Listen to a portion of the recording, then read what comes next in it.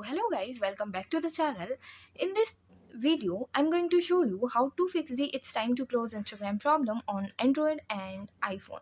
So, first of all, simply restart your device once. Sometimes Instagram crashes because of temporary bugs or background glitches, and restarting the phone can quickly fix the problem.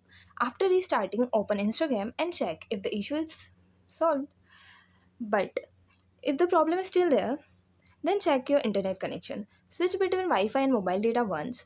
You can also turn airplane mode on and off for a few seconds. A weak or unstable internet connection can also cause Instagram to stop working properly. After this, clear Instagram cache and update Instagram.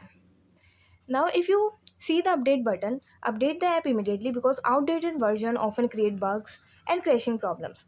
After updating, open Instagram and check again.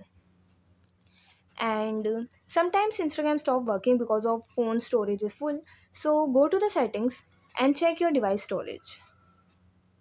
And if nothing works, uninstall Instagram from your phone, then restart your device once again and reinstall Instagram from the Play Store or App Store. After reinstalling, log into your account and the issue should be fixed.